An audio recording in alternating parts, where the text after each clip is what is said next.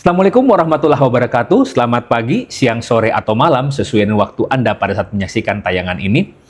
Saat ini saya bersama dengan rekan saya di P3I, Pusat Pengkajian Pengadaan Indonesia, Ibu Mulyati Zamzami. Saya panggil Bunda aja ya. Bunda boleh, ya? Boleh Pak. Dan beliau ini adalah salah seorang auditor yang juga ahli pengadaan barang atau jasa. Dan kali ini Bunda, kita diskusi tentang masalah pengadaan barang dan jasa di desa ya kayaknya. Oke, sip. Nah, menarik gitu, Pak. Menarik. Kenapa? Karena kalau kita lihat yang banyak di Indonesia ini bukan Pemkab dan Pemprov loh. Yes. Yang banyak adalah desa. Desa seperti itu. Bahkan soko guru ekonomi kita kan adanya di desa kan. Betul. Seperti itu.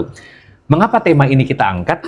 Karena kalau kita lihat di dalam Perpres yang terbaru, Perpres 46 yang merupakan perubahan kedua dari Perpres 16 tahun 2018, pasal 1 angka 1 saja itu sudah berubah loh.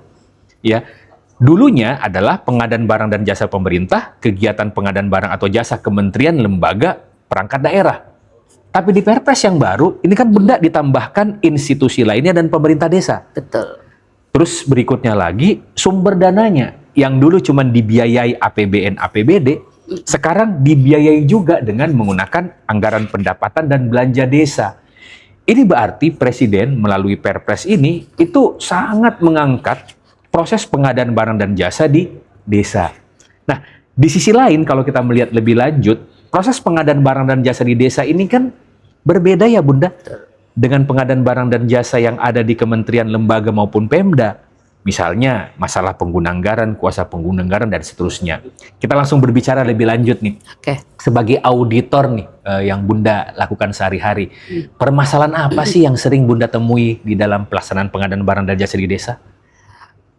Kalau permasalahan di desa sih sebenarnya kalau boleh jujur, kalau mau memasukkan kepala desa ke penjara itu gampang sekali. Sebentar. Ini alasannya kenapa ini? Iya. Dan ujung-ujungnya kok langsung penjara nih pembukaannya. Iya, makanya biar takut dulu Pak. Karena orang beranggapan menjadi kepala desa itu, oh sudah nanti semua duit yang ada di desa itu punyanya Kades. Oke, jadi pola pikir pertama itu betul. Semua uang yang diterima oleh desa itu adalah milik pribadinya Kades. Nah, kebanyakan sih seperti itu pola pikirnya. Sehingga yang pertama ketika orang mau menjadi Kades itu tujuannya sudah salah duluan. Oh ya? Ya pasti tadi nanti dapat duit banyak tuh karena kan dulu dari desa itu nggak ada anggaran, sekarang juga ada dana desa, ada banyak sekali bantuan keuangan dari provinsi, dari kabupaten seperti itu. Bahkan satu desa itu bisa mencapai lebih dari 5 miliar. Luar biasa. Itu yang ya. Dulunya mungkin sebelum ada program dana desa masih nol sama sekali. Iya, nggak ada, harus mencari sendiri. Nanti bagaimana pembangunan itu harus bagaimana dia PAD-nya dikembangkan seperti itu. Tapi ketika kemudian anggaran itu menjadi semakin banyak, ya orang tuh berbondong-bondong dan bahkan untuk menjadi seorang Kades itu biaya politiknya itu tinggi sekali. Wah, ini jadi semakin menarik nih. Dari situ saja dulu. Ini mau ngapain? Emang nggak bisa berhitung? Ya, untuk pemirsanya Pak Khalid nih, Pak KM nih ya. Kalau Anda ingin menjadi Kades, berhitung dulu. Karena apa yang dihitung? Karena sosial cost-nya tinggi, ya. Kemudian dan lain sebagainya. Kemudian kalau Anda mau menjadi Kades saja, sudah politik cost politiknya itu tinggi, Anda harus nyebar-nyebar duit untuk biar dipilih, itu salah besar Anda ya. Jadi kenapa tadi bahwa setiap pengadaan di desa itu ada aturannya. Bahkan sekarang sudah dimasukkan ke dalam Perpres yang terbaru. Itu. Nah, kalau dari kacamata auditor saat ini Pak Khalid ya, memang sangat memprihatinkan. Yang pertama bahwa ilmu pengadaan barang dan jasa di desa itu sepertinya sesuatu yang aneh untuk dipelajari. Jadi kenapa? Harusnya mereka bekerja itu udah ada based on-nya nih, sudah ada aturannya nih, tapi mereka nggak mau baca, ya, nggak mau baca, nggak mau mempelajari. Akhirnya apa? Ya tadi saya bilang kalau mau memasukkan Kades ke penjara mah gampang. Itu Mbak Khalid. Ya, coba ditanya, Mbak ada mereka itu aturannya gimana sih? Udah deh, perpresnya nomor berapa aja nggak ngerti lah. Jadi boro-boro mengetahui isinya, nomor perpresnya kagak tahu. Ngerti gitu. Terus kemudian Bunda, tadi ini kan statement ya, bahwa mudah sekali mungkin memasukkan oknum kepala desa ke dalam penjara karena yang paling pertama niatnya mereka memang sudah tidak tepat. Iya, walaupun nggak semuanya ya. Ya, otomatis kan ini semuanya, oknum gitu kan. Oknum. Nah, kemudian yang kedua lagi, mereka ini mudah dimasukkan ke dalam penjara, oknum-oknum ini karena mereka itu tidak memiliki keinginan untuk mempelajari regulasi. Padahal uang yang diberikan itu adalah uang negara, uang masyarakat, uang publik yang harus dipertanggungjawabkan. Yang harus dipertanggungjawabkan. Nah, kemudian yang berikutnya lagi, karena tadi Bunda mengatakan dipertanggungjawabkan. Selama ini dalam proses audit itu bagaimana sih terhadap gambaran umum ya, proses pertanggungjawaban yang mereka susun? Ya, jadi banyak sekali yang ketika auditor masuk itu mereka itu masih tergagap-gagap gitu. Jadi mereka merasa pekerjaan itu begitu dilaksanakan ya sudah, tidak harus pertanggungjawabannya itu on time. Padahal aturan itu sudah jelas bahwa ketika bendahara itu mengeluarkan uang sampai dengan akhir bulan, bahkan maksimal tanggal 10 dia sudah harus berubah wujud. Berubah wujudnya itu kalau sudah ada barangnya ya berarti SPJ-nya itu juga sudah harus diselesaikan seperti itu. Kalau memang di desa itu kebanyakan nanti aja kalau semua proyeknya selesai. Padahal proyeknya selesai itu di 3 bulan. Jadi di bulan pertama nih dapat duit nih, SPJ-nya mana? Belum selesai, ntar aja dulu. Intinya mereka buatnya itu tiba masa tiba akal. Begitu mau diaudit baru kadang-kadang buat SKS ya Bunda ya. Sistem kebut semalam. Betul. Nah, ini yang harusnya kalau memang tata kelola di desa itu baik, ya ada sekdes di sana. Sekretaris desa itu adalah koordinator administrasi di desa. Ketika ada pembinaan, ya karena saya apip ya, lebih banyak consulting partner maupun pembinaannya, saya selalu mengatakan, Anda sebagai sekdes itu adalah si penghuni rumah beserta perangkat desanya. Anda itu yang punya rumah, Pak Kades itu hanya tamu. Ya, dulu tamunya itu 6 bulanan, sekarang udah nambah jadi 8 tahun, 6 tahunan. Sekarang udah 8 tahunan ya Pak ya. Nah, saya bilang mereka itu hanya tamu, 8 tahun mereka nggak bisa bekerja, nggak disukai rakyat, dia selesai, dia keluar, dia hanya tamu gitu. Jadi Anda sebagai sekdes itu harus benar-benar mengawal semua pengadaan yang ada di desa. Jadi akhir bulan ya semua SPJ itu sudah ada di meja Pak Sekdes, dikoreksi. Ya, Sekdes itu tugasnya belajar, aturannya dipelajari. Ya, kebanyakan sekarang Sekdes kan muda-muda. Gen Z aja udah banyak jadi Sekdes. Ya, ada yang umur 23. Kamu ngapain jadi sekdes? Ya saya berbakti, ya oke lah. Tapi Anda belajar ya, belajar tentang apa? Tentang aturan. Ya kalau Pak Kadesnya nggak mau aturan, Anda harus ngerti, harus paham. Karena layer kedua di desa itu begitu dia jebol, ya sudah nggak ada kendali sama sekali. Jadi ujung tombak untuk pengendalian keuangan, anggaran maupun pengadaan barang dan jasa di desa itu sekdes. Harusnya begitu. Ujung tombak sekaligus benteng. Iya. Cuman bagaimana mengantisipasi kalau misalnya nih, kita kan tahu sendiri bahwa kebanyakan kepala desa itu kan tokoh pabrik, Bu. Ya. Bunda ya. Dan sekdesnya tadi Bunda sampaikan juga kan Gen Z. Kalau misalnya diperintah oleh kepala desanya untuk melakukan proses manipulasi, ini bagaimana? Ya, nah itu bedanya yang punya ilmu dan nggak punya ilmu. Kalau sekdesnya punya ilmu, dia akan bisa mengatakan kepada kadesnya dan bahkan dia bisa mengarahkan, Pak yang begini sudah banyak loh yang ditangkap. Dia nggak bisa ngomong saya nggak perlu ngerti aturan. Ya nyatanya sekarang bupati dia bilang saya adalah musisi, saya nggak ngerti aturan, nggak bisa. Anda duduk di situ.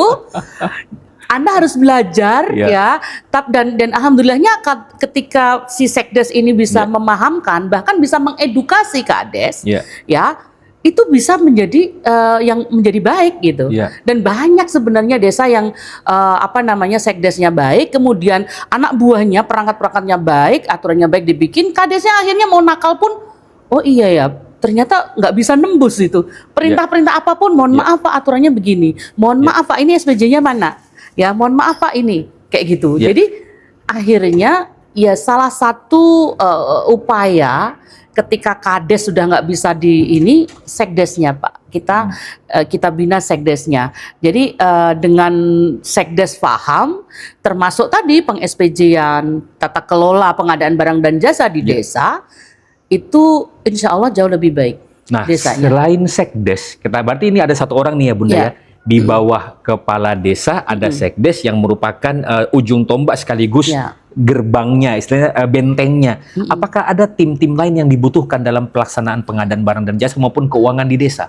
Ya, sebenarnya kan ada kadus ya di masing-masing ya, karena dia punya wilayah kan. Ada kepala dusun ya, ada juga kasih-kasih ya yang di bawahnya sekdes tersebut. Nah, sekarang juga trennya ya, saya nggak tahu nih kenapa desa itu menjadi menarik. Mungkin karena tadi Pak anggarannya jadi gede tadi ya. Jadi seperti gula dengan semut ya Bu. Nah, betul. Jadi kalau saya itu kadang-kadang kok bisa ya anak-anak muda sepinter ini, bahkan S2.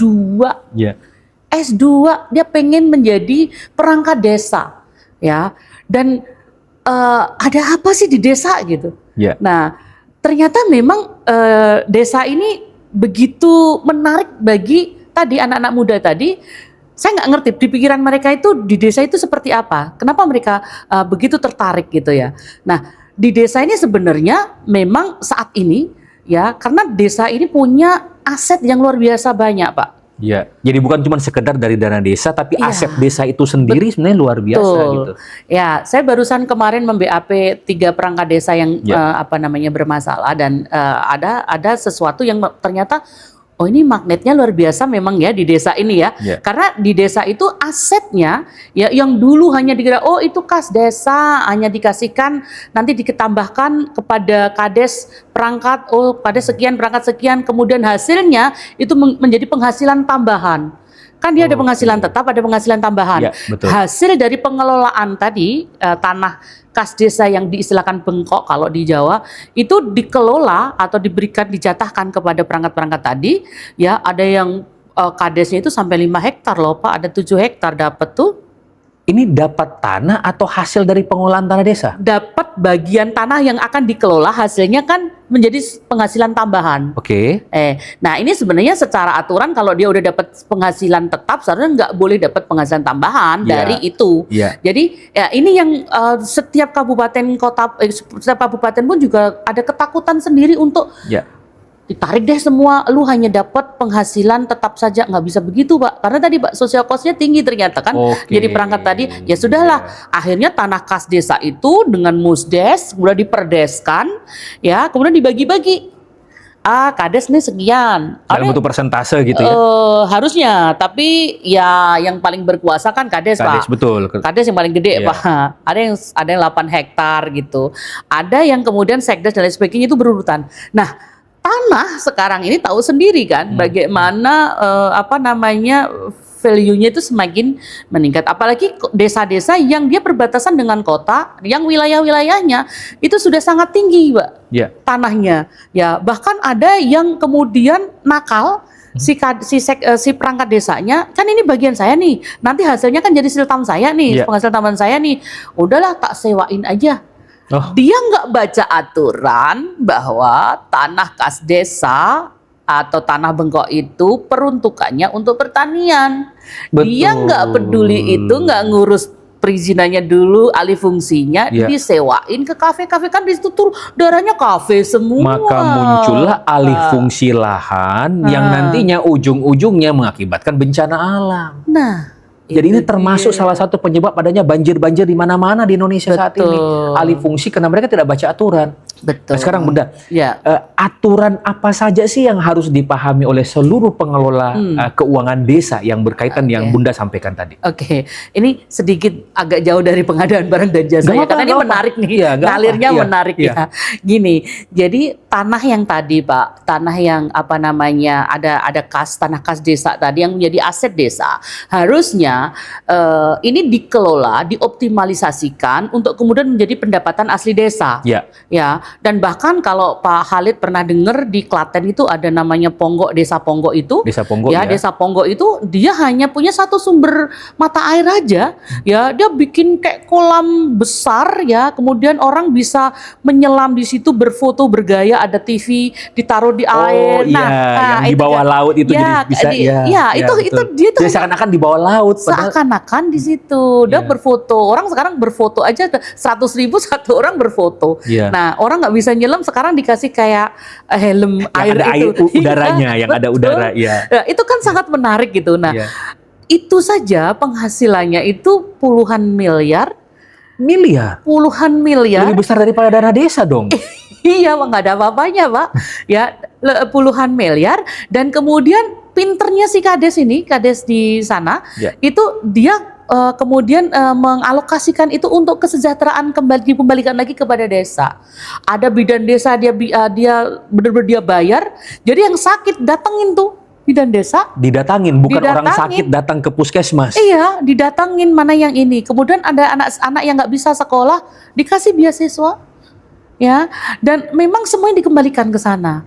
Kebayangkan satu desa yang mungkin penduduknya hanya sekitar 4.000, 5.000 dengan anggaran sekian, ya jalanan mulus, kemudian pariwisatanya bagus, ya kan, pariwisatanya bagus, kemudian duit masuk dari tukang parkirnya aja sudah jualan di sini. Jadi perekonomian itu akan terus menggeliat.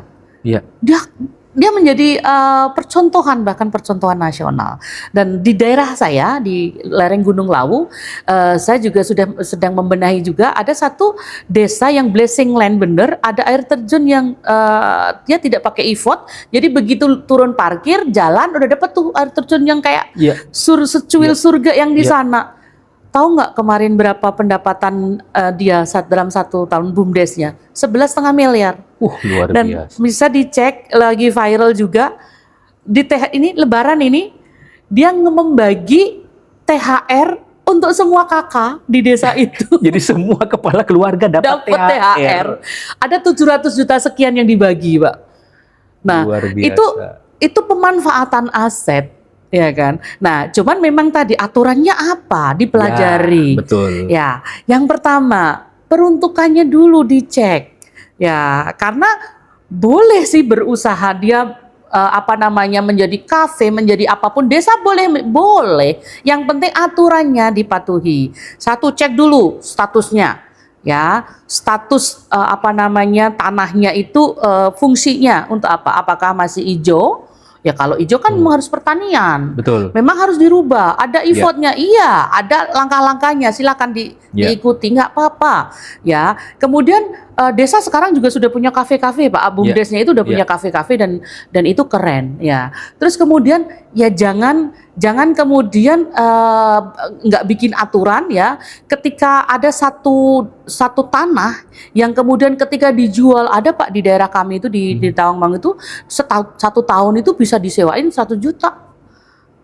1 tahun? 1 tahun 100 juta. 100 juta. 100 juta dibagiannya misalnya kayak salah satu perangkat desa kayak gitu ya. Dia sampai 100 juta lebih kan gitu kan.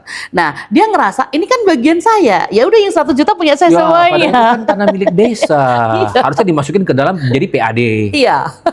Harusnya kan begitu. Betul. Nah, dia kan udah bekerja, udah dapat penghasilan tetap. Nah, penghasilan tambahnya silahkan diatur sendiri. Ya, tapi mestinya itu dalam satu ranahnya tingkat kabupaten lah, silakan diatur kayak gitu. Nah, itu yang kemudian tidak dipatuhi, Pak. Nah, memang banyak daerah yang sudah mulai mengatur tentang aset. Jadi mohon maaf nih teman-teman kejaksaan sekarang itu turunnya itu ke desa karena apa tadi, Pak? Banyak yang tidak patuh aturan, dari situ saja itu sudah gampang sekali megang lah intinya seperti itu. Karena peruntukannya untuk apa, sekarang untuk apa kayak gitu. Dan masih blunder teman-teman di desa itu ketika asetnya desa kemudian diberikan kepada BUMDes. Oke, aset desa diberikan kepada BUMDes. Iya, kalau dimanfaatkan sih oke, tapi ini tuh kayak dialih kepemilikan. Iya, padahal kan nggak boleh sekarang aturannya, nggak boleh. Jadi kan itu kan istilahnya aset yang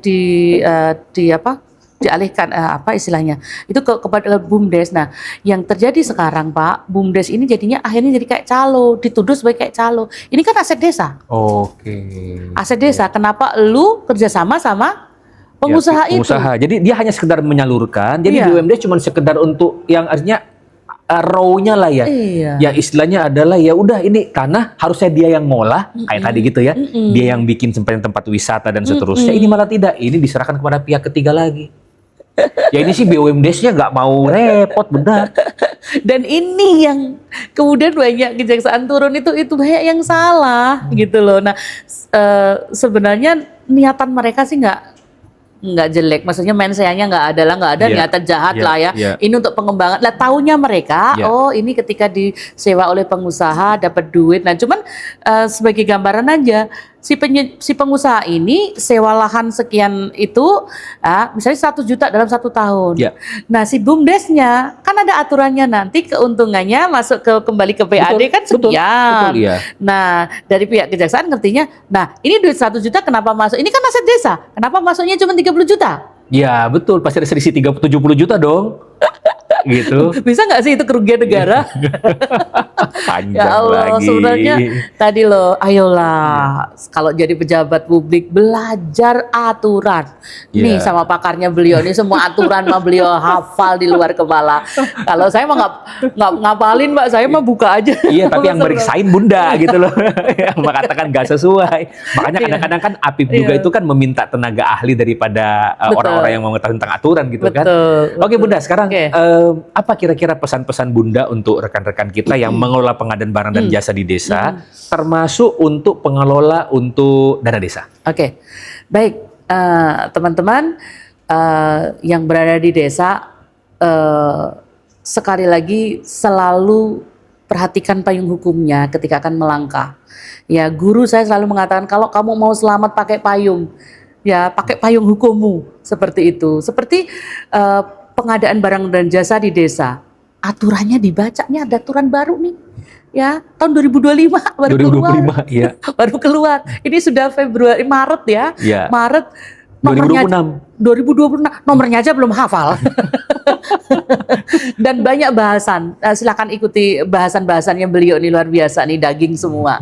Ya. Kemudian ketika memang Anda pengen berbakti di desa, jangan pernah merasa bahwa tidak ada yang ngawasin. Ya, di desa itu sekarang yang ngawasin yang paling bahaya itu adalah netizen. Sekarang diviralkan, ya kita yang APIP itu yang setengah mati sekarang ini banyak sekali aduan masyarakat terkait dengan laporan masyarakat yang memang ya merasa dia ngerti, dia bisa foto, dia bisa viralkan, bahkan kadang-kadang juga nggak bener juga gitu. Aturannya sudah benar-benar diviralkan. Itu kasihan juga yang dipanggil-panggil kejaksaan. Cuman ya tadi Anda yang ngawasi, bahkan Anda sendiri saja tidak bisa dikatakan Anda sendirian. Ada Tuhan Yang Maha Esa, ada Rokib Atid, ada malaikat maut. Itu berarti namanya adalah waskat, pengawasan malaikat. Malaikat, saya ingat. Itu.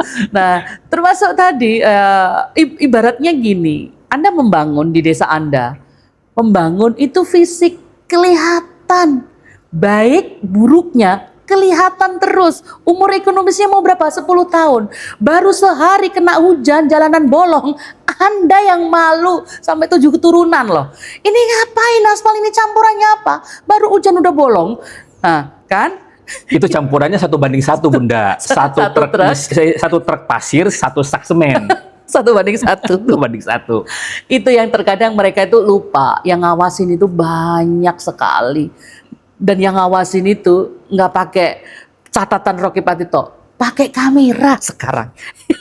Nah itu kayaknya lebih ditakuti dibandingkan catatan malaikat itu ya Iya, Bunda. malaikat nggak mengerikan Nggak ternyata, mengerikan sekarang. mengerikan netizen. Itu sih Pak. Oke. Patuhi aturannya ya, dan Anda harus sudah selesai dengan diri Anda sendiri kalau mau berbakti di desa. Itu yang terpenting, selesai dengan diri sendiri dulu untuk berbakti di desa. Ya. Jangan sampai bakti tersebut digunakan untuk sebesar-besarnya keuntungan diri sendiri dan Betul. kroni-kroninya. Betul. Mungkin demikian Bunda ya. Oke. Oke, baik teman-teman semua, inilah diskusi yang cukup menarik, santai dengan Bunda Mul, dan semoga ini bermanfaat untuk kita semua. Ingat, jangan lelah untuk terus mencintai Indonesia. Wabillahi taufiq wal hidayah. Wassalamualaikum warahmatullahi wabarakatuh dan salam pengadaan.